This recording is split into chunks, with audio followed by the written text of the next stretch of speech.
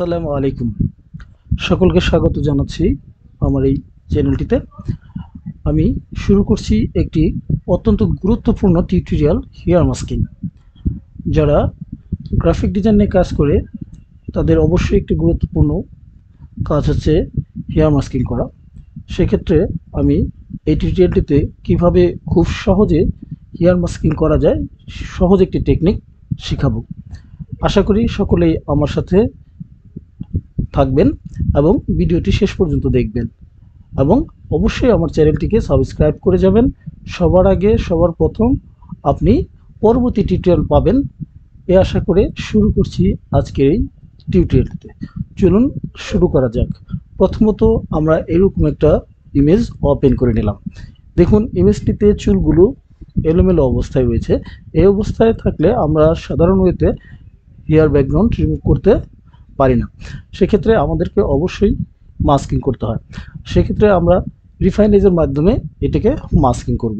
প্রথমত আমরা এই ইমেজটিকে কি করব, একটা সিলেকশন তৈরি করে নেব। সেক্ষেত্রে সিলেকশন তৈরি করার জন্য আমরা এখানে দেখুন কুইক সিলেকশন টুলস সিলেক্ট করে নিলাম। সিলেক্ট করার পরে দেখুন এখানে সাথে সাথে এখানে সিলেক্ট করার পরে কিন্তু এই অপশনটি এখানে আপনারা দেখতে পাবেন। দেখুন এখানে এই অপশনগুলো দেখতে পাবেন। সেক্ষেত্রে আমরা সিলেক্ট সাবজেক্ট নামে এই টুলসটিকে আমরা সিলেক্ট করে নিলাম, ক্লিক করলাম। দেখুন কিছুক্ষণের মধ্যেই কি হয়ে যাবে, হয়ে যাবে।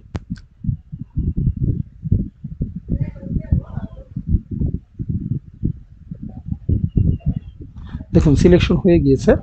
এখন আমরা যে কাজটি করব, আমরা এটাকে দেখুন এখানে আর একটা ডান পাশে আর একটা আছে সিলেক্ট অ্যান্ড মাস্ক নামে অপশনটা, আমরা এইটাকে ক্লিক করব। দেখুন এখন ক্লিক করার পরে আমাদের সামনে কিন্তু এরকম ইন্টারফেস চলে এসেছে। আমরা এখানে দেখুন এইখানে এরকম কালার এসেছে হোয়াইট অ্যান্ড ব্ল্যাক। আমরা কিন্তু এখানে দেখুন অনেকগুলো কালার আছে, আমরা যে কোনো কালারকে সিলেক্ট করে আমরা কাজ করতে পারি। দেখুন এখানে অনেকগুলো কালার আছে, অনেকগুলো কালার আছে। তাহলে দেখুন আমরা প্রথমত এই কালারটিকে আমরা সিলেক্ট করে নিলাম, হোয়াইট অ্যান্ড ব্ল্যাক সিলেক্ট করে নিলাম। এখান থেকে আমরা দেখুন এই যে এটা হচ্ছে রিফাইন স্টে ব্রাশ টুল, আমরা এটাকে সিলেক্ট করব। এখন আমরা রাইট বাটন ক্লিক করে আমরা কিন্তু এই ব্রাশ টুলের সাইজটা ছোট বড় করে নিতে পারি। দেখুন আমরা ছোট করতে পারবো, বড় করতে পারবো, প্রয়োজন অনুসারে আমরা ছোট বড় করে নিতে পারবো। এখন আমরা এই ব্রাশ দিয়ে এই অংশগুলো দেখুন আমরা কি করব, ঘষে নেব।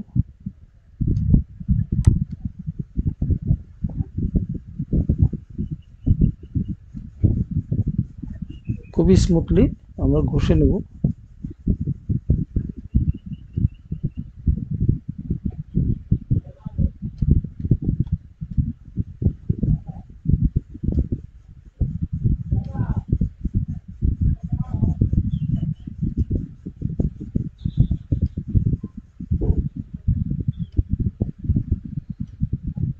আমরা আস্তে আস্তে ঘষে নিচ্ছি।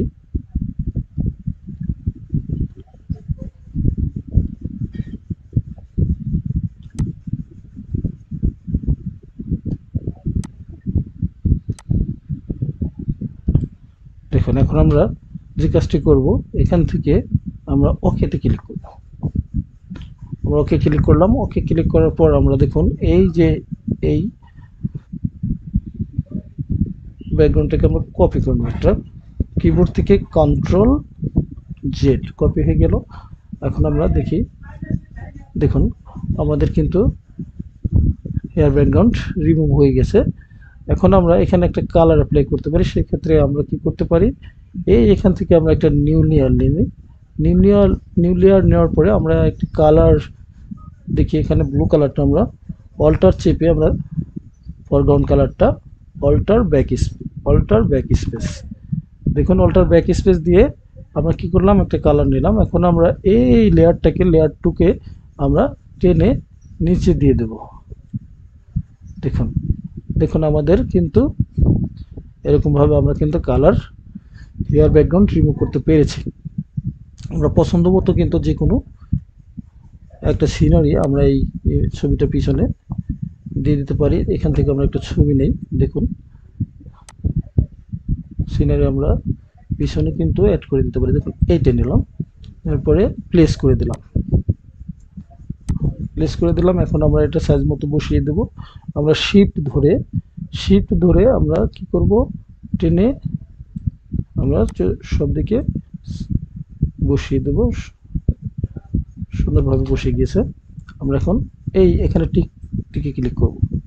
দেখুন আমরা কিন্তু এইভাবে খুব সহজে সিম্পল ওয়েতে আমরা হেয়ার ব্যাকগ্রাউন্ড রিমুভ করতে পারি এবং রিফাইনিজের মাধ্যমে মাস্কিং করতে পারি।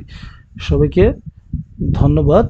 আমার এই চ্যানেলটিতে অবশ্যই আপনারা পরবর্তীতে আরও নতুন টিউটোরিয়াল পাবেন, সেজন্য অবশ্যই আমার চ্যানেলটিকে সাবস্ক্রাইব করবেন। সবাইকে দেখার জন্য আবারও ধন্যবাদ জানাচ্ছি। খুদা হাফেজ।